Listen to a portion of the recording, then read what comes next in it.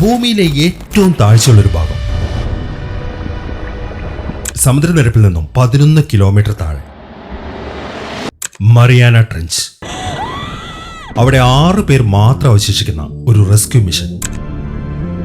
ഏത് നിമിഷം വേണമെങ്കിലും ശരീരം പൊടിഞ്ഞു പോകുന്ന എക്സ്ട്രീം കണ്ടീഷൻ. അതിന്റെ കൂടെ ഭയാനകമായിട്ടുള്ളൊരു കാഴ്ചയും.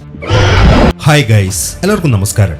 മുഴുവനായും കടലിന്റെ അടിയിൽ മാത്രം കാണിക്കുന്ന ഈ സിനിമ ഒരു കിടിലൻ സൗണ്ട് സിസ്റ്റത്തിൽ നിങ്ങൾ കാണുകയാണെങ്കിൽ നിങ്ങളും അവരുടെ കൂട്ടത്തിൽ ഒരാളായി പോകും. അവിടുത്തെ ശരീരം നുറുങ്ങുന്ന പ്രഷർ നിങ്ങളും അനുഭവിക്കേണ്ടി വരും. 2020 ഇറങ്ങിയ അണ്ടർ വാട്ടർ ഈ സിനിമയാണ് ഇന്നത്തെ നമ്മുടെ വീഡിയോയിൽ. അപ്പോൾ വെൽക്കം ബാക്ക്.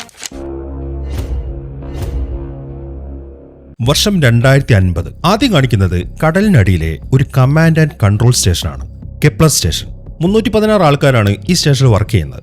ഇവിടെ നിന്ന് ഇനിയും താഴേക്കായിട്ട് റോബക് എന്നു പേരുള്ള ഒരു ഡ്രില്ലിംഗ് സ്റ്റേഷൻ ഉണ്ട്. അവിടേക്കുള്ള നിർദ്ദേശങ്ങളൊക്കെ കൊടുക്കുന്നത് ഇവിടെ നിന്നാണ്. ഇനി നമുക്ക് ഈ സ്റ്റേഷന്റെ ഉള്ളിലേക്ക് പോവാം. നീണ്ടു നിവർന്ന് കിടക്കുന്ന 2-3 കോറിഡോർ ഉണ്ട് ഇവിടെ, നല്ല നീളത്തിലുള്ളത്. ഇവിടെയാണ് നമ്മുടെ നായികയുള്ളത്. ഇവളുടെ പേര് നോറ. ഇവൾ ഇവിടുത്തെ മെക്കാനിക്കൽ എഞ്ചിനീയർ ആണ്. രാവിലെ തന്നെ അവൾ പല്ലേക്കാൻ വന്നിരിക്കുകയാണ്. അങ്ങനെ പല്ലേക്കുന്നതിനിടയിലാണ് വാഷ് ബേസിലായിട്ട് അവൾ ഒരു ചിലന്തയെ കാണുന്നത്. നമ്മുടെ വീട്ടിൽ സാധാരണയായി കാണുന്ന ഒരു ഐറ്റം. ആദ്യത്തിനെ കൊല്ലാൻ തോന്നിയെങ്കിലും പിന്നീട് അവള് ഒരു ടിഷ്യൂ പേപ്പർ എടുത്തിട്ട് തന്നെ കളഞ്ഞു. അങ്ങനെ പല്ലൊക്കെ തേച്ച് കഴിഞ്ഞിട്ട് തിരിച്ച് പുറത്തേക്ക് ഇറങ്ങുമ്പോഴാണ് പെട്ടെന്നൊരു ശബ്ദം കേൾക്കുന്നത്. അവൾ അവിടെ ചുറ്റും നോക്കി, പക്ഷെ ഒന്നിനെയും കാണുന്നില്ല. അതിനിടയിലാണ് മുകളിൽ നിന്നും വെള്ളം ഇറ്റിറ്റ് വീഴുന്നത്. അത് കണ്ടപ്പോൾ തന്നെ പണിയാണ് എന്ന കാര്യമൊക്കെ മനസ്സിലായി. എന്നാൽ അവൾ ചിന്തിച്ച് തീരുമ്പോഴേക്കും അവിടെ ഒരു പൊട്ടിത്തെറി നടന്ന് അതിനകത്തേക്ക് വെള്ളം അങ്ങനെ ഇരച്ചു കയറാൻ തുടങ്ങി. അത് കണ്ടതും അവൾ ഓടുകയാണ്. ഈ ഒരു സ്റ്റേഷൻ നിൽക്കുന്നത് സമുദ്രനിരപ്പിൽ നിന്നും 11 കിലോമീറ്റർ അടിയിലാണ്. അവിടുത്തെ പ്രഷർ എന്ന് പറയുന്നത് 1 സ്ക്വയർ മീറ്ററിൽ 8 ടണ്ണാണ്. ഇപ്പൊ അവിടെ പൊട്ടിയതുകൊണ്ട് പ്രഷറൊക്കെ അകത്തേക്ക് അപ്ലൈ ആവാൻ തുടങ്ങി. അതുകൊണ്ടാണ് അവൾ ഇപ്പോൾ അവിടെ നിന്ന് ഓടുന്നത്. ഓടുന്ന വഴിക്ക് അവൾ അവിടുത്തെ വാതിലൊക്കെ മുട്ടുന്നുണ്ട്, എല്ലാവരും എഴുന്നേൽപ്പിക്കാൻ വേണ്ടി. ഈ സമയം ആ ഏരിയ മൊത്തം ഇടിഞ്ഞു പൊളിഞ്ഞു വീഴുകയും ചെയ്തു. അതിനിടയിലാണ് വേറൊരുത്തൻ അവളുടെ കൂടെ ജോയിൻ ചെയ്യുന്നത്. ഇവന്റെ പേര് റോഡ്രിഗസ്. അങ്ങനെ അവർ രണ്ടുപേരും കൂടെ ഒരു റൂമിലേക്ക് ചെന്നു. ഇനി എത്രയും പെട്ടെന്ന് ആ കോറിഡോറിന്റെ ഡോർ ക്ലോസ് ചെയ്യണം, അല്ലാന്നുണ്ടെങ്കിൽ അത് മൊത്തം തകർന്നു പോകും. ഇവര് ചാവുകയും ചെയ്യും. അതിനു വേണ്ടിയിട്ടുള്ള പണിയിലാണ് അവള് കമ്പ്യൂട്ടർ നോക്കി. പക്ഷേ കമ്പ്യൂട്ടറിന് എന്തൊരു കംപ്ലൈന്റ്. അതുകൊണ്ട് തന്നെ അവൾ അതിന്റെ കീബോർഡൊക്കെ ഊരി മാറ്റിയിട്ട് അതിനകത്ത് പണിയാൻ തുടങ്ങി. എന്നാൽ ഈ സമയത്താണ് ആ കോറിഡോറിലൂടെ 2 പേരങ്ങോട്ട് ഓടി വരുന്ന കാണുന്നത്. അവർ കുറെ ദൂരെയാണ്. അവരുടെ പുറകെ വെള്ളമാണെങ്കിൽ നല്ല ഇരച്ചു കയറുന്നുണ്ട്. കുറച്ച് സെക്കൻഡുകൾ അവർക്ക് വേണ്ടി വെയിറ്റ് ചെയ്തു. പക്ഷെ അവരിങ്ങോട്ട് എത്താൻ വേണ്ടി സമയം കൊടുത്തു കഴിഞ്ഞാൽ ഇവരും ചാവും. അതുകൊണ്ട് മറ്റൊരു നിവർത്തിയില്ലാത്തതുകൊണ്ട് അവർ ആ ഡോർ ക്ലോസ് ചെയ്തു. പിന്നീട് നടക്കുന്നത് ഒരു വലിയ പൊട്ടിത്തെറിയാണ്. അതിൽപ്പെട്ട് നോറയും റോഡ്രിഗസും ഒന്ന് തെറിച്ചുപോയി. അതോടുകൂടെ അവരുടെ ആ കോറിഡോർ ഉണ്ടല്ലോ, അത് മൊത്തം ഇംപ്ലോഡായി. അതായത് അകത്തേക്ക് അങ്ങോട്ട് ചുരുങ്ങിപ്പോയി പ്രഷർ കാരണം. അങ്ങനെ കുറച്ച് സമയം കഴിഞ്ഞ് അവർ 2 പേരും എഴുന്നേറ്റ് ഉടനെ തന്നെ അവൾ ചെന്ന് വയർലെസ് എടുത്തു, ആരെങ്കിലും വിവരം അറിയിക്കാൻ വേണ്ടി. എന്നാൽ കമ്പ്യൂട്ടറാണ് സംസാരിക്കുന്നത്. കമ്പ്യൂട്ടർ പറയുന്നത് ആ സ്റ്റേഷന്റെ 70% തകർന്നു പോയി എന്നാണ്. മാത്രമല്ല ആരുടെയും ഒരു റിപ്ലൈയും കിട്ടുന്നില്ല. ഇനിയിപ്പോൾ അവിടെ നിന്നിട്ട് കാര്യമൊന്നുമില്ല എന്ന് അറിയാവുന്നതുകൊണ്ട് അവരവിടെ നടക്കാൻ തുടങ്ങി. എങ്ങനെയെങ്കിലും ബാക്കിയുള്ളവരെ കണ്ടെത്തണം. അങ്ങനെ അവർ 2 പേരും നടന്ന് അവിടുത്തെ സെർവർ റൂമിലേക്ക് എത്തി. നോറ ഇപ്പൊ ചെക്ക് ചെയ്യുന്നത് ഇവിടെ എന്തെങ്കിലും അപകടം ഉണ്ടാവുകയാണെങ്കിൽ ഉപരിതലത്തിലേക്ക് പോകാൻ വേണ്ടി എസ്കേപ്പ് പോഡുകൾ ഉണ്ടാവും. അതിലേതെങ്കിലും ഒരെണ്ണം അവിടെ ഉണ്ടോ എന്നാണ് അവൾ നോക്കുന്നത്. നോക്കുമ്പോൾ CR7 എന്ന പേരിലൊരു പോഡ് ബാക്കിയുണ്ട് എന്ന കാര്യമൊക്കെ മനസ്സിലായി. അങ്ങനെ വേഗം തന്നെ അവൾ ആ പോഡിന്റെ അടുത്തേക്ക് നടക്കാൻ തുടങ്ങി, കൂടെ റോഡ്രിഗസും. അവിടെ മൊത്തം ഇടിഞ്ഞു പൊളിഞ്ഞതായതുകൊണ്ട് കുനിഞ്ഞു വേണം നടക്കാൻ, നല്ല കഷ്ടപ്പാടുണ്ട്. അങ്ങനെ ഒരു സ്ഥലത്ത് എത്തിക്കഴിയുമ്പോഴാണ് അവൾ ഒരു നിലവിളി കേൾക്കുന്നത്. അവർ 2 പേരും ചെന്ന് നോക്കുമ്പോൾ അവിടെ പൊളിഞ്ഞടക്കുന്ന ആ കോൺക്രീറ്റ് കഷ്ണങ്ങളുണ്ടല്ലോ, അതിനിടയിൽ ഒരുത്തം കിടക്കുന്നു. ഇവന്റെ പേര് പോൾ എന്നാണ്. അങ്ങനെ അവർ 2 പേരും കഷ്ടപ്പെട്ട് പോളിനെയും പുറത്തേക്ക് എടുത്തു. അവന് വലിയ കുഴപ്പമൊന്നും പറ്റിയിട്ടില്ല. ഇപ്പൊ ഇവർ നിൽക്കുന്ന ഈ സ്ഥലത്തിന്റെ മുകൾ ഭാഗത്തിന്റെ അവസ്ഥ മൊത്തം പൊളിഞ്ഞു കിടക്കാണ്. അതുകൊണ്ട് ഏത് നിമിഷം വേണമെങ്കിലും ഇപ്പൊ ഇവര് നിൽക്കുന്ന സ്ഥലവും പൊളിയും. അതുകൊണ്ട് എത്രയും പെട്ടെന്ന് അവിടുന്ന് പോകണം. അതുകൊണ്ടാണ് അവർ ഈ ധൃതി കാണിക്കുന്നത്. അങ്ങനെ മുന്നോട്ട് നടന്ന് ഒരു സ്ഥലത്തേക്ക് എത്തിക്കഴിയുമ്പോൾ അതിലിനി നടക്കാൻ പറ്റത്തില്ല, ഇഴഞ്ഞഴിഞ്ഞു വേണം പോകാൻ. അതുകൊണ്ട് 3 പേര് ഇഴയാൻ തുടങ്ങി. മുന്നിൽ പോകുന്നത് നോറയാണ്. അങ്ങനെ കുറെ മുന്നിലേക്ക് ചെല്ലുമ്പോൾ അവളൊരു ഞെട്ടിക്കുന്ന കാഴ്ച കണ്ടു. അവരുടെ കൂട്ടത്തിൽ ഒരു ലേഡി അവിടെ മരിച്ചു കിടക്കുന്നു. പക്ഷെ ഇനി പറഞ്ഞിട്ട് കാര്യമൊന്നുമില്ല. അതുകൊണ്ട് അവളുടെ കൈ സൈഡിലേക്ക് നീക്കി വെച്ചതിന് ശേഷം അവർ മുന്നോട്ട് പോവാണ്. അങ്ങനെ ആ ഇടുങ്ങിയ സ്ഥലം കഴിഞ്ഞ് അവർ എത്തിച്ചേരുന്നത് പോഡ് ബേയുടെ അടുത്താണ്. ഇവിടെ നിന്നാണ് ആ പോഡുകൾ റിലീസ് ചെയ്യുന്നത്. അവർ വേഗം തന്നെ അങ്ങോട്ട് ഓടി. എന്നാൽ അവരങ്ങോട്ട് ചെല്ലുമ്പം അവിടെ പോഡുകളൊന്നും ഉണ്ടായിരുന്നില്ല. എന്നാൽ ഇവരുടെ ക്യാപ്റ്റൻ അവിടെ ഇരിപ്പുണ്ട്. ഇയാളുടെ പേര് ലൂസിയൻ. ഇപ്പൊ നോറയും കൂട്ടരെയും കാണുമ്പോൾ ക്യാപ്റ്റന് ശരിക്കും അത്ഭുതമായി. മാത്രമല്ല സമാധാനവും. അവർ ജീവിച്ചിരിപ്പുണ്ടല്ലോ. അയാൾ വേഗം തന്നെ നോറയുടെ അടുത്തേക്ക് വന്നു. എന്നിട്ട് പറയുന്നത് ഡോർ ജാമായി, നീ വേഗം അപ്പുറത്തുനിന്ന് തുറന്നേന്നാണ്. അത് കേട്ടതും നോറ ചെന്ന് അവിടുത്തെ കമ്പ്യൂട്ടർ പണി തുടങ്ങി, ആ ഡോർ തുറക്കാൻ വേണ്ടി. ഈ സമയം ക്യാപ്റ്റൻ ബാക്കിയുള്ളവരോട് പറയുന്നത് നിങ്ങൾ പോയിട്ട് സബ്മേഴ്സിബിൾ വല്ലത് അവിടെ ഉണ്ടോ നോക്കുന്നതാണ്. അതിന് തുറന്ന് റോഡ്രിഗസും പോളും അവിടുന്ന് പോയി. ഈ സമയമാകുമ്പോഴേക്കും നോറയാണെങ്കിൽ ആ ഡോർ തുറന്നെടുത്തു. ഈ സമയം അവൾ ചോദിക്കുന്നത്, അല്ല എന്താണ് ഇതിനകത്ത് സംഭവിച്ചത്, എന്തുകൊണ്ടാണ് ഇത് പൊളിഞ്ഞത്, ഇനി വല്ല ഭൂമികുലുക്കമാണോ? അതേക്കുന്ന ക്യാപ്റ്റൻ പറയുന്നത് അതൊന്നും എനിക്ക് അറിയത്തില്ല, അതെന്താണെന്ന് കണ്ടുപിടിക്കാനുള്ള ശ്രമത്തിലാണ് ഞാനെന്നാണ്.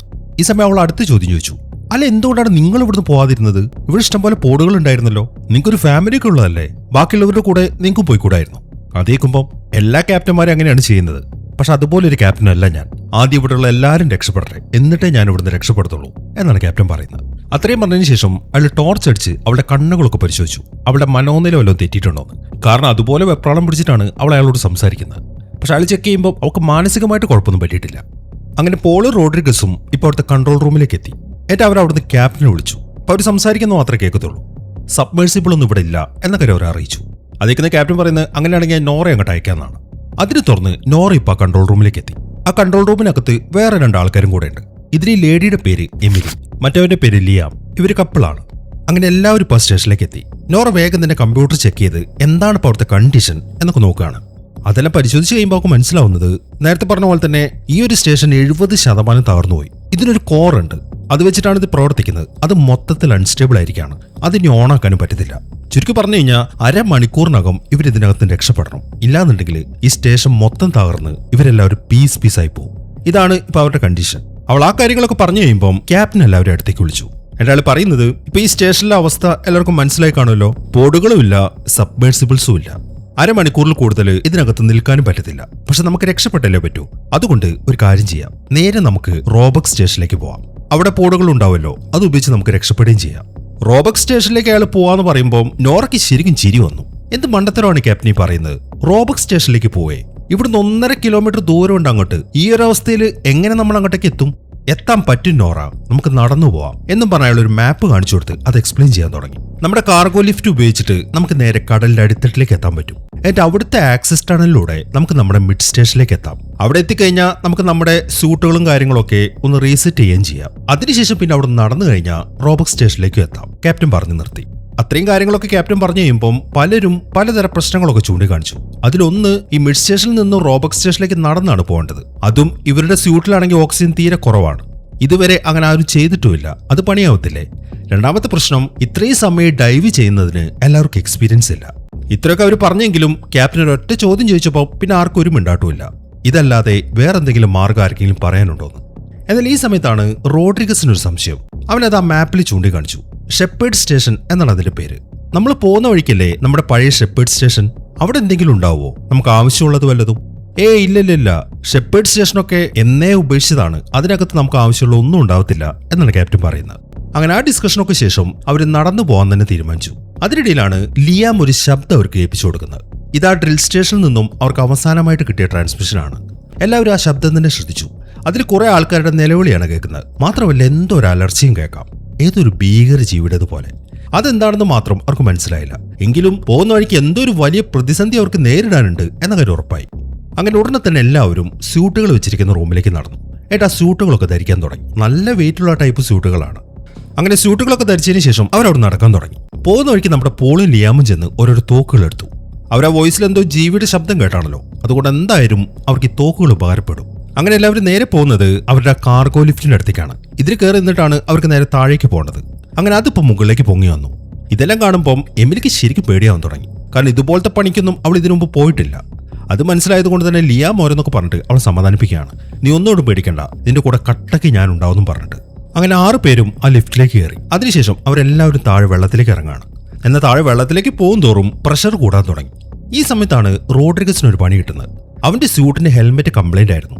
ഇപ്പൊ പ്രഷർ വന്ന കാരണം അതിൽ ക്രാക്ക് വീണു. അടുത്ത സെക്കൻഡിൽ അവൻ മൊത്തത്തിൽ അങ്ങോട്ട് പൊട്ടിത്തെറിക്കുകയും ചെയ്തു. എല്ലാവരും അവിടെ നിന്ന് തെറിച്ചുപോയി. ഈ സമയം എമിലിയാണെങ്കിൽ ഇങ്ങനെ ഉറക്കെ നിലവിളിക്കുകയാണ്. നോറയുടെ കാര്യമാണെങ്കിൽ എന്താണ് ചെയ്യേണ്ടത് എന്ന് നമുക്കൊരു ഐഡിയയും കിട്ടുന്നില്ല. അങ്ങനെ അവിടെ ആ പൊട്ടിത്തെറി നടന്നുകൊണ്ട് എല്ലാവരും ഇപ്പോൾ പല ഭാഗത്താണല്ലോ. ഇനിയിപ്പോൾ ഉടനെ തന്നെ ആ ലിഫ്റ്റിന്റെ അകത്തേക്ക് ഇവർക്ക് കയറണം. അതിനുള്ള പണിയാണ് അവരിപ്പോൾ ചെയ്തുകൊണ്ടിരിക്കുന്നത്. അങ്ങനെ പെട്ടെന്ന് തന്നെ എല്ലാവരും ലിഫ്റ്റിന്റെ ഉള്ളിലേക്ക് എത്തി. എന്നിട്ട് അവരുടെ ഹെൽമെറ്റ് കോരി വെച്ചു. ഈ സമയം നോറയാണെങ്കിൽ വല്ലാത്തൊരു സങ്കടത്തിലാണ്. അവളിപ്പോൾ ക്യാപ്റ്റനോട് പറയുന്നത് റോഡ്രിഗസിന് അവന്റെ ഹെൽമെറ്റ് കംപ്ലൈന്റ് ആയിരുന്നു എന്ന കാര്യം നേരത്തെ തന്നെ അറിയാമായിരുന്നു. അവൻ ആ കാര്യം നമ്മളോട് ആരോടും പറഞ്ഞില്ല. ഈ മരണം അവൻ സ്വയം ഏറ്റെടുത്താണ് എന്നൊക്കെ പറഞ്ഞിട്ടാണ് അവളിങ്ങനെ വിഷമിക്കുന്നത്. എന്നാൽ ക്യാപ്റ്റൻ ആണെങ്കിൽ ഓരോന്നൊക്കെ പറഞ്ഞിട്ട് അവൾ ആശ്വസിപ്പിക്കുകയും ചെയ്തു. ഈ സമയം ലിഫ്റ്റ് ആണെങ്കിൽ വളരെ വേഗത്തിൽ കടലിന്റെ അടിത്തട്ടിലേക്ക് ഇങ്ങനെ പോയിക്കൊണ്ടിരിക്കുകയാണ്. ഇപ്പൊ റോഡ്രിഗസ് മരിച്ച കാരണം എല്ലാവരുടെയും അവസ്ഥ വളരെ വിഷമമാണ്. ഇപ്പൊ എമിലി പറയുന്നത് ഇതുപോലൊരു മരണം ഞാൻ ആദ്യമായിട്ട് കാണുകയാണെന്നാണ്. അതിനിടയിൽ നോറയാണെങ്കിൽ അവളുടെ കയ്യിൽ ഒരു ഫോട്ടോ ഉണ്ട്, അവളുടെ ബോയ് ഫ്രണ്ടുമായിട്ടുള്ളത്. അവൾ അതും നോക്കിയിരിക്കുകയാണ്. ഈ സമയം പോള് പറയുന്നത് ആൾക്കാർ മരിക്കുന്നത് ഞാൻ പലതവണ കണ്ടിട്ടുണ്ട്, പക്ഷെ ഒരാൾ ഇംപ്ലോഡ് ആവുന്നത് ഞാൻ ആദ്യമായിട്ട് കാണുകയാണെന്നാണ്. അങ്ങനെ അവിടുന്ന് താഴേക്ക് പോയിക്കൊണ്ടിരിക്കുമ്പോഴാണ് ഒരു 200 മീറ്റർ താഴെ നിന്നും അവർക്കൊരു സിഗ്നൽ കിട്ടുന്നത്. അവിടെ ആരോ ഉള്ളതുപോലെ. ഒരുപക്ഷെ അത് ഏതെങ്കിലും ഒരു സർവൈവർ ആവാൻ സാധ്യതയുണ്ട്. അതുകൊണ്ട് തന്നെ ക്യാപ്റ്റൻ പോളിനെയും ലിയാമിനെയും അത് ആരാണെന്ന് ചെക്ക് ചെയ്യാൻ വേണ്ടി അവിടേക്ക് പറഞ്ഞു വിട്ടു. അവർ പുറത്തേക്ക് ഇറങ്ങി കഴിഞ്ഞപ്പോൾ ഉള്ള കാര്യങ്ങളൊക്കെ ക്യാപ്റ്റനും കൂട്ടർക്കും ഇതിനകത്ത് തന്നെ ക്യാമറ വഴി കാണാൻ സാധിക്കും. അങ്ങനെ ക്യാപ്റ്റൻ ലിഫ്റ്റ് അവിടെ താഴെ സ്റ്റോപ്പ് ചെയ്തു. അതിനെ തുറന്ന് പോളും ലിയാമും വെളിയിലേക്ക് ഇറങ്ങി. കടലിലെ ഈ ഭാഗങ്ങളൊക്കെ നല്ല ഇരുട്ടാണ്, അതുകൊണ്ട് ലൈറ്റും തെളിച്ചും വേണം അതിലൂടെ നടക്കാൻ. അങ്ങനെ അവർ രണ്ടുപേരും ആ സിഗ്നൽ വരുന്ന സ്ഥലത്തെത്തി. നോറയ്ക്ക് കമ്പ്യൂട്ടറിൽ അത് കാണാൻ സാധിക്കും. ഈ ചുവന്ന ഡോട്ട് കണ്ടില്ലേ, അവിടെ നിന്നാണ് സിഗ്നൽ വരുന്നത്. എന്നാൽ പോളിനും ലിയാമിനും അവിടെ ഒന്നും തന്നെ കാണുന്നില്ല. കുറെ തകർന്നു കിടക്കുന്ന അവരുടെ സ്റ്റേഷന്റെ ഭാഗങ്ങൾ മാത്രമുണ്ട്. അതുകൊണ്ട് തന്നെ എല്ലാവർക്കും സംശയമായി, പിന്നെ എന്താണ് ആ സിഗ്നൽ? എന്നാൽ പിന്നീട് ഒരു സ്ഥലത്തെത്തി കഴിഞ്ഞപ്പം പോളും ലിയാമും ഒരു കാര്യം കണ്ടു. അവിടെ തകർന്നു കിടക്കുന്ന ആ അവശിഷ്ടങ്ങൾക്കിടയിൽ ഒരു വെളുത്ത സാധനത്തിനെ കവർ ചെയ്തിരിക്കുന്നു. ഇതെല്ലാം ക്യാമറയിൽ കാണുമ്പോൾ എമിലി ചോദിക്കുന്നത് അതൊരു പക്ഷേ ഇനി ആൽഗ വല്ലതും ആണോന്നാണ്. ഏയ്, ഇത് ആൽഗയൊന്നുമല്ല, ലിയാം അപ്പം തന്നെ മറുപടി കൊടുത്തു. അങ്ങനെ അതിൽ സെർച്ച് ചെയ്യുമ്പോൾ അവർക്ക് അവിടെ നിന്നും ഒരു സ്റ്റാഫിന്റെ പേഴ്സ് കിട്ടി. പക്ഷെ ആരുടെയും ശരീരം അതിനകത്തുണ്ടായിരുന്നില്ല. ഈ സമയം തന്നെ നോറ അവരോട് പറയുന്നത് കുറെ നേരമായില്ലേ നിങ്ങൾ സെർച്ച് ചെയ്തുകൊണ്ടിരിക്കുന്നു, മതിയാക്കിക്കോ, തിരിച്ചു പോരെ. എന്നാൽ പോരാൻ തുടങ്ങുമ്പോഴാണ് വയറുകൾക്കിടയിൽ നിന്നും പോൾ എന്തോ കാണുന്നത്. അത് ചെക്ക് ചെയ്യുമ്പം അതൊരു ശരീരമായിരുന്നു. പക്ഷെ അത് മൊത്തം ലെയറുകളായിട്ട് ഇങ്ങനെ പൊളിഞ്ഞു പോരാണ്. എന്തുകൊണ്ടാണ് അതിങ്ങനെ സംഭവിക്കുന്നത് എന്നറിയാൻ വേണ്ടി അവൻ അതിലേക്ക് തന്നെ ഇങ്ങനെ സൂക്ഷിച്ചു നോക്കുമ്പോഴാണ് പെട്ടെന്ന് എന്തോ ഒരു സാധനം അതിനകത്തുനിന്ന് വെളിയിലേക്ക് ഒരൊറ്റ ചാട്ടം ചാടുന്നത്. എന്നാൽ അടുത്ത സെക്കൻഡിൽ ലിയാം അതിനെ ഷൂട്ട് ചെയ്യുകയും ചെയ്തു. അതൊരു തരത്തിലുള്ള ജീവിയായിരുന്നു. ഈ കടലിന്റെ ഏറ്റവും അടിത്തട്ടിൽ ജീവിക്കുന്ന ടൈപ്പ്, വെളുത്ത കളറുള്ളത്. അവരിപ്പോൾ അതിനെ കൊന്ന് ബാക്കിയുള്ളവരുടെ അടുത്തേക്ക് കൊണ്ടുവന്നു. അങ്ങനെ എമിലി അതിനെ ചെക്ക് ചെയ്യാൻ തുടങ്ങി. ഇവളാണ് ഇവരുടെ കൂട്ടത്തിലെ ബയോളജിസ്റ്റ്. അത് ചെക്ക് ചെയ്തതിൽ നിന്നും ഇത് ഇതുവരെ റെക്കോർഡ് ചെയ്യാത്ത പുതിയ തരത്തിലുള്ള ഒരു സ്പീഷീസ് ആണ് എന്ന കാര്യമൊക്കെ മനസ്സിലായി. അതിന് കണ്ണുകളൊന്നും ഉണ്ടായിരുന്നില്ല. അങ്ങനെ ആ കാര്യങ്ങളൊക്കെ അവർ നോക്കിക്കൊണ്ട് നിൽക്കുമ്പോഴാണ് പെട്ടെന്ന് അവിടുത്തെ കറണ്ട് പോകുന്നത്. അവർ നോക്കുമ്പം പവർ മൊത്തം അടിച്ചുപോയി, കമ്പ്യൂട്ടർ ഒന്നും ഓണാവുന്നില്ല. ഇനിയിപ്പോൾ അതെങ്ങനെ ഓണാക്കാൻ പറ്റും എന്നൊക്കെ നോക്കിക്കൊണ്ടിരിക്കുമ്പോഴാണ് പുറത്തു നിന്നും ഒരു അലർച്ച കേൾക്കുന്നത്. മാത്രമല്ല എന്തോ ഒരു സാധനം അതിലിടിക്കുന്ന ശബ്ദവും. എല്ലാവർക്കും ശരിക്കും പേടിയാവാനും തുടങ്ങി. അവരിപ്പോൾ മുകളിലേക്ക് ടോർച്ച് അടിച്ചു നോക്കി. ഇപ്പോഴും മുകളിൽ നിന്ന് എന്തോ സാധനം വന്നിട്ട് അതിലിട്ട് ഇങ്ങനെ ഇടിക്കുന്നുണ്ട്. അപ്പൊ കാര്യമായിട്ട് എന്തോ ഒന്ന് പുറത്തുണ്ട് എന്ന കാര്യം അവർക്ക് മനസ്സിലായി. അങ്ങനെ അവിടുത്തെ പരിശോധനയിൽ ക്യാപ്റ്റൻ ഇപ്പം അവിടെ ചത്തെടുക്കുന്ന ജീവിക്ക് നേരെ ടോർച്ച് അടിച്ചു. ഇനി ഒരു പക്ഷെ പുറത്തുള്ളത് ഈ ജീവിയുടെ അമ്മ വല്ലതും ആയിരിക്കുമോ? അത്രയും കാര്യങ്ങൾ ക്യാപ്റ്റൻ പറയുമ്പോഴാണ് പിന്നെ ശബ്ദം കേൾക്കുന്നത്. ഇത്തവണ അവരുടെ വാതിൽ ശക്തിയായിട്ട് എന്തോ വന്നിടിച്ചു. അവർ ശരിക്കും ഞെട്ടിപ്പോവുകയും ചെയ്തു. ഇതെല്ലാം കണ്ട് പേടിയാവുന്ന പോൾ എന്ത് ചെയ്യുന്ന വെച്ച് കഴിഞ്ഞാൽ അവിടെ തുറന്നു കിടക്കുന്നൊരു വാതിലുണ്ട്. അവൻ അതും കൂടെ പോയിട്ട് അടച്ചു. ഇനിയിപ്പോ എന്ത് ചെയ്യും? അവർ ഡിസ്കഷൻ തുടങ്ങി. പക്ഷെ ആർക്കും ഒന്നും പറയാനുണ്ടായിരുന്നില്ല.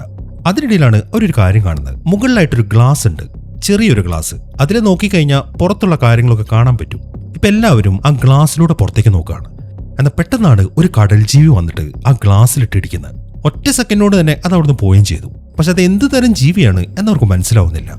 ആ കാര്യത്തിനെ കുറിച്ച് അവർ ചിന്തിച്ചു നിൽക്കുമ്പോഴാണ് ആ ഗ്ലാസ്സിലൂടെ തന്നെ മുകളിൽ അവരൊരു പൊട്ടിത്തെറി കാണുന്നത്.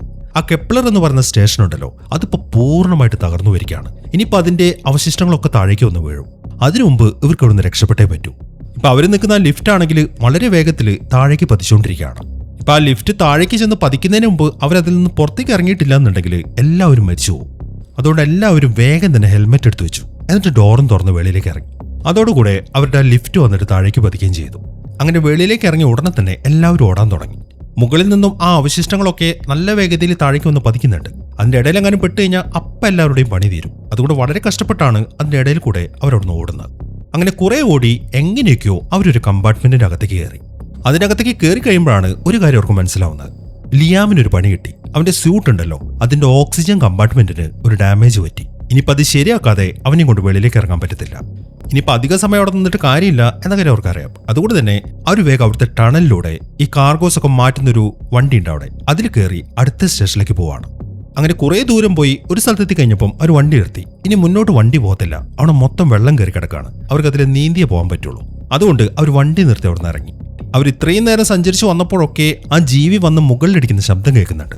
അതിൽ നിന്നും അത് അവരെ ഫോളോ ചെയ്യാണ് എന്ന കാര്യം അവർക്ക് മനസ്സിലായി. പക്ഷെ ഇനിയിപ്പോൾ അതൊന്നും ആലോചിച്ചിട്ട് സമയം കളഞ്ഞിട്ട് കാര്യമില്ല. അതുകൊണ്ട് എല്ലാവരും വെള്ളത്തിലേക്ക് ഇറങ്ങി വേഗം തന്നെ അതിൽ നടക്കുകയാണ്. അതിൽ നടക്കുന്ന സമയത്ത് അവിടെ ചിതറിക്കിടക്കുന്ന സ്നാക്സിന്റെ കുറെ പാക്കറ്റുകളൊക്കെ അവർ കണ്ടു. ആരുടെ കയ്യിൽ നിന്ന് പോയതാണ്. ആ കൂട്ടത്തിൽ നമ്മുടെ എമിലിക്ക് ഇഷ്ടപ്പെട്ട ഒരു സ്നാക്കിന്റെ കവർ ഉണ്ടായിരുന്നു. പക്ഷെ അതിനകത്ത് സാധനമില്ല. അവക്കാണെങ്കിൽ നല്ല രീതിയിൽ വിശക്കുന്നുമുണ്ട്. ഇനിയിപ്പോൾ അവർക്കൊരു 300 മീറ്ററെങ്കിലും നടന്നാലേ അവിടുന്ന് പുറത്തേക്ക് ഇറങ്ങാൻ പറ്റുള്ളൂ. അങ്ങനെ നടന്ന് ഒരു സ്ഥലത്തേക്ക് എത്തിക്കഴിയുമ്പോൾ അവിടെ ബ്ലോക്കാണ്. ഇനി അതിലെ നടന്നു പോകാൻ പറ്റത്തില്ല, അടിയിൽ കൂടെ ഊളിയിട്ട് പോകണം. പക്ഷെ എന്ത് ധൈര്യത്തിൽ അവർ ഊളിയിട്ട് പോവും? അപ്പുറത്ത് എന്തെങ്കിലും ഉണ്ടോ എന്ന കാര്യം അവർക്ക് അറിയത്തില്ലല്ലോ. മാത്രമല്ല അത് ഭയങ്കര ഇടുങ്ങിയ സ്ഥലമാണ്. അതുകൊണ്ട് തന്നെ നോറ ഒരു കാര്യം പറഞ്ഞു, നമ്മുടെ കൂട്ടത്തിൽ ഞാനല്ലേ ചെറുത്, അതുകൊണ്ട് ആദ്യം ഞാൻ പോയി നോക്കാന്ന്. അവരതിന് സമ്മതിക്കുകയും ചെയ്തു. അതിന് തുറന്ന് നോറ പതിലെ ഊളിയിട്ടിട്ട് അപ്പുറത്തേക്ക് പോവാണ്. അങ്ങനെ വേഗം തന്നെ നോറ ആ ഭാഗം നീന്തി അപ്പുറത്തെ ഭാഗത്തേക്ക് എത്തി. അവിടെ കുഴപ്പമൊന്നുമില്ല. ആ കാര്യം അവൾ കോമ വഴി ബാക്കിയുള്ളവരെ അറിയിക്കുകയും ചെയ്തു. അതിന് തുറന്ന് ഓരോരുത്തരായിട്ട് ആ ഇടുങ്ങിയ സ്ഥലത്തുകൂടെ അപ്പുറത്തേക്ക് വരാൻ തുടങ്ങി. ആദ്യം വരുന്നത് എമിലിയാണ്. നോറ വേഗം തന്നെ അവൾ അങ്ങോട്ട് വലിച്ചു കയറ്റി. അടുത്തായിട്ട് അതിൽ നീന്തുന്നത് ക്യാപ്റ്റനാണ്. ഇനിയിപ്പോൾ രണ്ടുപേര് ബാക്കിയുണ്ട്, പോളും ലിയാമും. ഈ സമയം പോളിന് അവിടെ കടന്നിരുന്ന ആ സ്നാക്കിന്റെ ഒരു പാക്കറ്റ് കിട്ടി. അതിനകത്ത് സാധനമുണ്ട്. ഞാൻ നേരത്തെ പറഞ്ഞല്ലോ, അത് എമിലിക്ക് ഭയങ്കര ഇഷ്ടമുള്ള സാധനമാണ്. അതുകൊണ്ട് ഇത് നീ അവക്ക് കൊടുത്തേക്കെന്നും പറഞ്ഞിട്ട് പോൾ അതെടുത്തിട്ട് ലിയാമിന് കൊടുത്തു. അങ്ങനെ അത് മേടിച്ചതിന് ശേഷം ലിയാമ ഓളിയിട്ടു. അങ്ങനെ 4 പേര് സേഫ് ആയിട്ട് അപ്പുറത്തേക്ക് എത്തി. ഇനിയിപ്പോൾ ബാക്കിയുള്ളത് പോളാണ്. അവനും ഇപ്പോൾ അതിൽ ഊളിയിട്ടു. എന്നാൽ നോറയും കൂട്ടരും അവനെ പിടിച്ച് കയറ്റാൻ തുടങ്ങുമ്പോഴാണ് പെട്ടെന്ന് ആ ജീവി വന്നിട്ട് പോളിനെ പിടിക്കുന്നത്. അതിപ്പോൾ അവനെ താഴേക്ക് പിടിച്ച് വലിക്കുകയാണ്. അവരെ കൊണ്ടാവുന്ന രീതിയിൽ അവർ പോളിനെ വലിച്ച് കയറ്റാൻ ശ്രമിക്കുന്നുണ്ട്. എന്നാൽ ആ ജീവിയാണെങ്കിൽ നല്ല ശക്തിയായിട്ടാണ് വലിക്കുന്നത്. അതുകൊണ്ട് അവന്റെ സ്യൂട്ട് ഡാമേജ് ആയി. അതിനകത്ത് ഈ പ്രഷർ കയറി. അതോടുകൂടെ അവന്റെ ശരീരം ഇംപ്ലോഡായി. അവന്റെ ഹെൽമെറ്റിനകത്ത് നിറയെ ചോര മാത്രം. അങ്ങനെ പോളിന്റെ പണിയും തീർന്നു. ഇനിയിപ്പോൾ അവിടെ നിന്നിട്ട് കാര്യമൊന്നുമില്ല എന്ന് അറിയാവുന്നതുകൊണ്ട് തന്നെ നിലവിളിച്ചുകൊണ്ട് എല്ലാവരും അപ്പുറത്തേക്ക് ഓടി.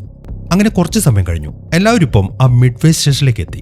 ഈ മിഡ്വേ സ്റ്റേഷനും ഏകദേശം തകർന്നു കിടക്കുകയാണ്. അവരവിടുത്തെ വയർലെസ് വഴി ആരൊക്കെയോ വിളിക്കാനൊക്കെ ശ്രമിക്കുന്നുണ്ട്. പക്ഷെ എവിടേക്കും ഒരു കണക്ഷനും കിട്ടുന്നില്ല.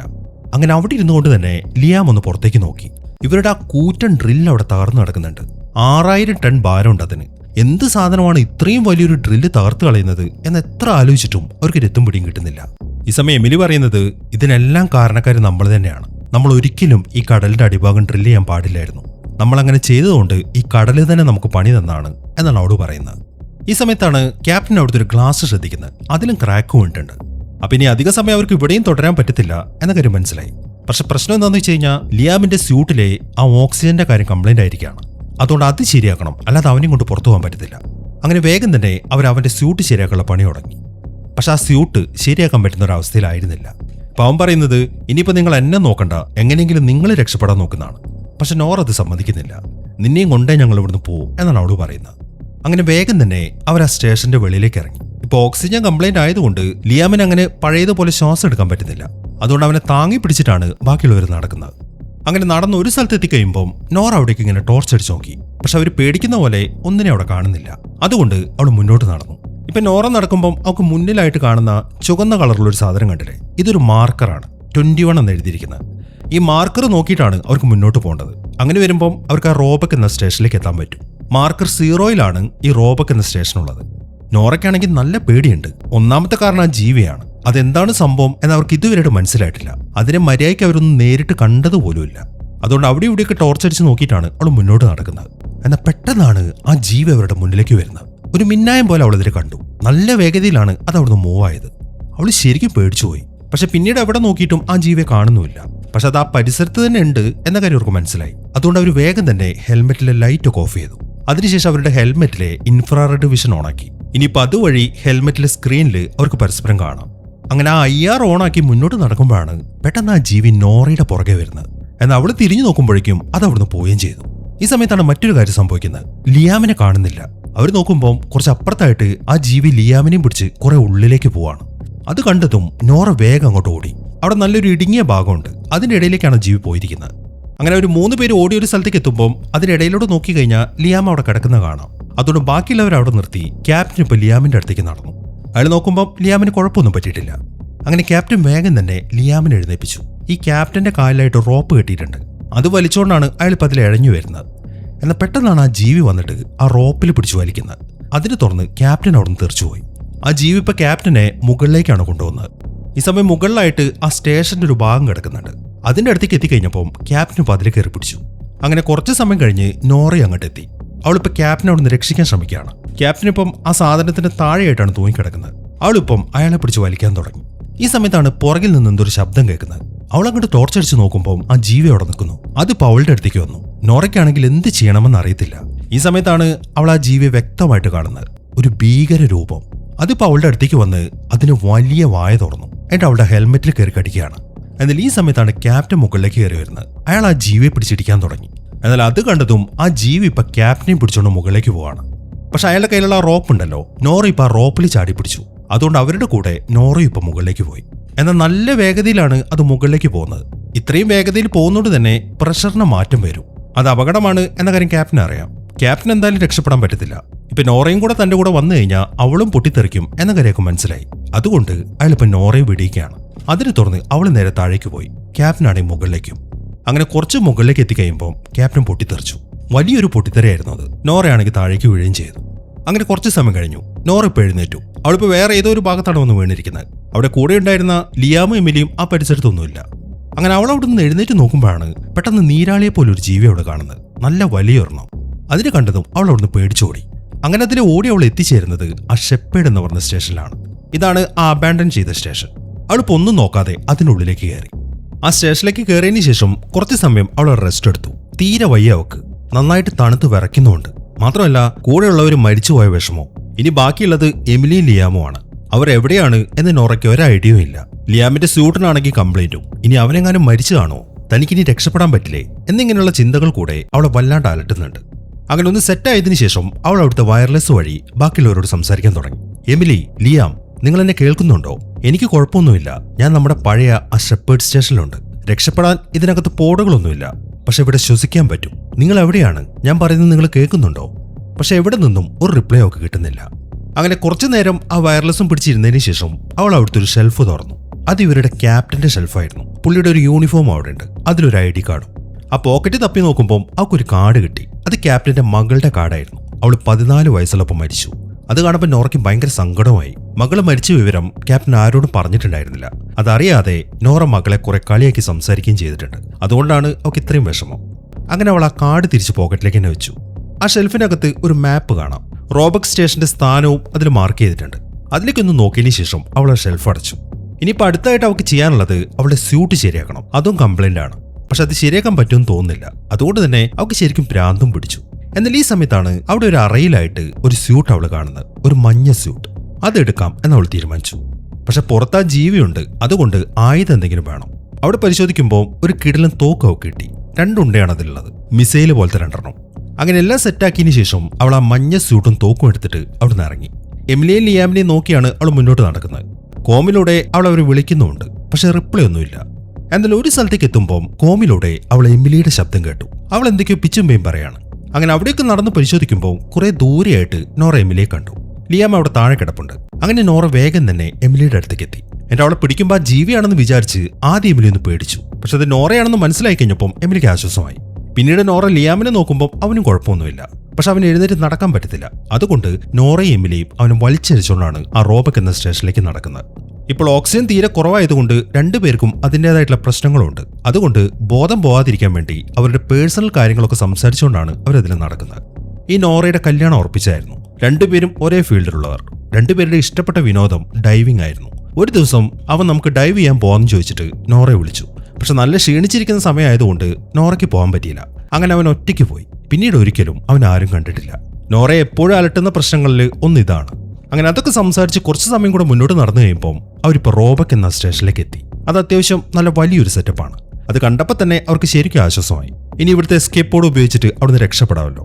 എന്നാൽ ആ ഒരു സമാധാനം അധിക സമയത്തേക്ക് ഉണ്ടായിരുന്നില്ല. അവർ ആ സ്റ്റേഷന്റെ എൻട്രൻസിന്റെ അടുത്തേക്ക് ചെന്ന് നോക്കുമ്പോൾ ഒരു ഞെട്ടിക്കുന്ന കാഴ്ച കണ്ടു. അവിടെ നിറയെ ജീവികൾ. അവറ്റകളെല്ലാം വവ്വാലുകൾ പോലെ തലകീഴായി തൂങ്ങിക്കിടക്കുകയാണ്. ഒരു തരത്തിലുള്ള ഹൈബർനേഷൻ. എല്ലാം നല്ല ഉറക്കത്തിലാണ്. എവിടെ നിന്നായിരിക്കും ഇവറ്റുകൾ വന്നിട്ടുണ്ടായിരിക്കുക? അവർക്ക് ഒരു ഐഡിയയും കിട്ടുന്നില്ല. ആ ജീവികളെ ക്രോസ് ചെയ്യാതെ അവർക്ക് സ്റ്റേഷന്റെ അകത്തേക്ക് കയറാനും പറ്റത്തില്ല. അതുകൊണ്ട് വരുന്നേ വരട്ടെ എന്ന് വിചാരിച്ച് അവർ പതുക്കെ മുന്നോട്ട് നടന്നു. അവറ്റുകളുടെ കൈകളൊക്കെ താഴേക്ക് തൂങ്ങിക്കിടക്കുകയാണ്. തുണികൾ ഉണക്കാനിട്ടതുപോലെ. അതിനിടയിൽ കൂടിയാണ് അവർ രണ്ടുപേരും നടക്കുന്നത്. എന്നാൽ പെട്ടെന്നാണ് എമിലിയുടെ സ്യൂട്ടിലെ അലാറം അടിക്കുന്നത്. ഓക്സിജൻ കുറവാണെന്ന് പറഞ്ഞിട്ട്. അതിന് തുറന്ന് ഒരു ജീവിയുടെ കൈ ഇപ്പം നോറയുടെ മേലേക്ക് വന്ന് വീണു. എന്നിട്ട് അത് അവളുടെ സ്യൂട്ട് മൊത്തം പരുതാണ്. അത് കാണുന്ന നോറയാണെങ്കിൽ എമിലിയോട് അവിടെ നോടാൻ പറഞ്ഞു.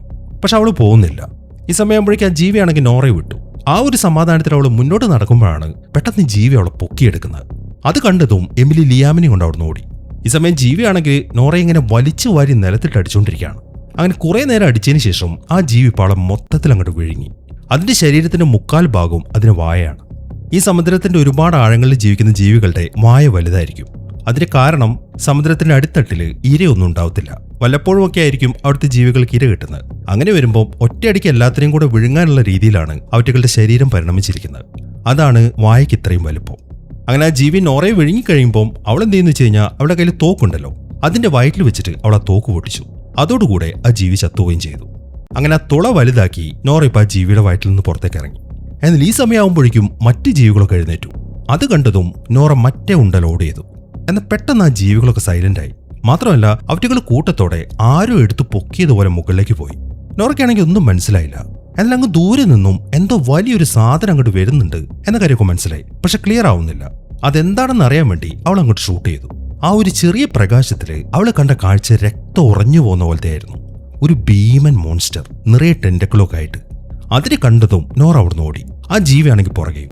ഈ സമയത്താണ് അവിടെ വലിയൊരു പൊട്ടിത്തെറി നടക്കുന്നത്. സൂര്യൻ ഉദിച്ചതുപോലെ. അതിൽപ്പെട്ട് നോറ തെറിച്ചുപോയി.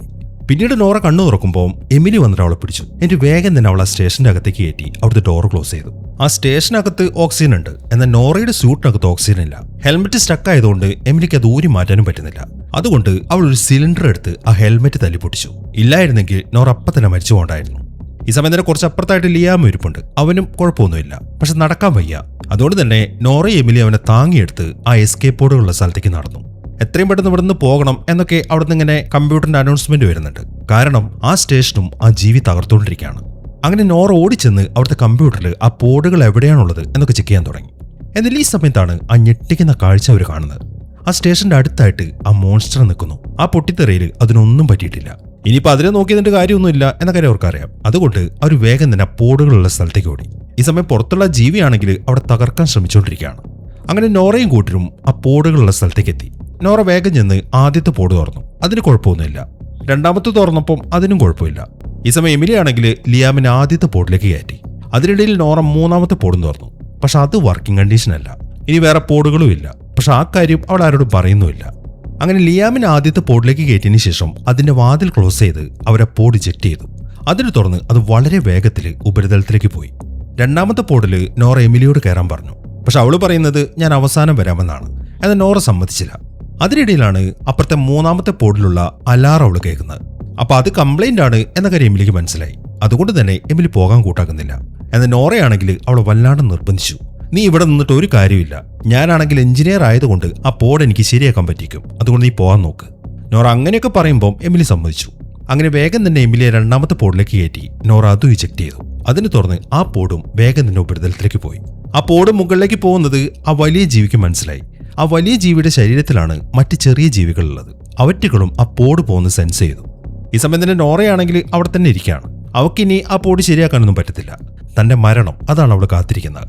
ഈ സമയം അവിടെ നോക്കുമ്പോൾ ചില ചെറിയ ജീവികൾ അവിടുത്തെ ഗ്ലാസ് ഒക്കെ പൊട്ടിക്കാൻ ശ്രമിക്കുന്നുണ്ട്. പക്ഷെ പറ്റുന്നില്ല. അവറ്റകളുടെ പുറകിലായിട്ട് ആ വലിയ ജീവിയെ അവൾ കണ്ടു. അതവിടെ കടന്നിങ്ങനെ ഉച്ചത്തിൽ അലറുകയാണ്. എന്നാൽ ഈ സമയം അതിന്റെ ശരീരത്തിൽ നിന്നും ആ ചെറിയ ജീവികളൊക്കെ കൂട്ടത്തോടെ മുകളിലേക്ക് പോകാൻ തുടങ്ങി. അത് കണ്ട് സംശയം തോന്നുന്ന നോറ കമ്പ്യൂട്ടറിലേക്ക് നോക്കി. ആ ജീവികൾ പോകുന്നത് എമിലിയുടെയും ലിയാമിന്റെയും പോഡുകളെ പിടിക്കാനാണ്. ഉടനെ തന്നെ അവറ്റകൾ അവരുടെ അടുത്തേക്ക് എത്തും. ഇനി ഒരു നിമിഷം പോലും പാഴാക്കാനില്ല. താൻ എന്തായാലും മരിക്കും. അവര് രക്ഷപ്പെട്ടേ പറ്റൂ. അതുകൊണ്ട് നോറ എന്ത് ചെയ്യുന്ന വെച്ച് കഴിഞ്ഞാൽ ആ ഡ്രില്ലിംഗ് സ്റ്റേഷന്റെ ന്യൂക്ലിയർ കോർ കമ്പ്യൂട്ടർ ഉപയോഗിച്ച് ഓവർലോഡ് ചെയ്തു. അതോടുകൂടെ വലിയൊരു പൊട്ടിത്തെറിയാണ് നടക്കുന്നത്. അതിൽപ്പെട്ട എല്ലാ ജീവികളും ചത്തുപോയി. നോറയും മരിച്ചു. പിന്നീട് കാണിക്കുന്നത് ന്യൂസ് പേപ്പറിൽ വന്ന ചില വാർത്തകളാണ്. ഡ്രില്ലിംഗ് സൈറ്റിലുണ്ടായ ആക്സിഡന്റിൽ 2 പേരെ രക്ഷപ്പെടുത്തി. പക്ഷെ കമ്പനി ആ 2 പേരുടെയും ഇന്റർവ്യൂ ഒന്നും അനുവദിച്ചില്ല. മാത്രമല്ല ഗവൺമെന്റ് ആ ഡ്രില്ലിംഗ് സൈറ്റിൽ ഒരു സെർച്ചിന് വേണ്ടി സഹായം അറിയിച്ചെങ്കിലും കമ്പനി അത് റിജക്ട് ചെയ്തു. ഇതുകൂടാതെ അവിടെ നടന്ന കാര്യങ്ങളെക്കുറിച്ച് കമ്പനിക്ക് അറിയാവുന്ന ഡീറ്റെയിൽസും അവർ പുറത്തുവിട്ടില്ല. ഇതൊക്കെ കൊണ്ട് തന്നെ ആ ഡ്രില്ലിംഗ് സൈറ്റിൽ എന്താണ് യഥാർത്ഥത്തിൽ സംഭവിച്ചത് എന്ന് ആരും അറിഞ്ഞതുമില്ല. കമ്പനിയാണെങ്കിൽ അവരുടെ ഡ്രില്ലിംഗ് അവിടെ പുനരാരംഭിക്കുകയും ചെയ്തു. ഇവിടെയാണ് ഈ സിനിമ അവസാനിക്കുന്നത്. ഈ സിനിമയ്ക്ക് വേറൊരു ക്ലൈമാക്സും കൂടെ ഉണ്ട്. അതിൽ നോറ രക്ഷപ്പെടുന്നതായിട്ടാണ്. പക്ഷെ തിയേറ്ററിൽ കാണിച്ചത് ഇപ്പം നമ്മൾ കണ്ട ക്ലൈമാക്സ് ആണ്. അപ്പൊ എങ്ങനെ ഉണ്ടായിരുന്നു? എന്താണെങ്കിലും നിങ്ങളുടെ അഭിപ്രായങ്ങൾ എഴുതിയറിയിക്കാൻ മറക്കരുതേ. പിന്നെ ഹൈപ്പ് ചെയ്യാനും മറക്കരുത്. അപ്പൊ പുതിയൊരു കിടിലൻ സിനിമയുമായിട്ട് നമുക്ക് അടുത്ത വീഡിയോയിൽ കാണാം.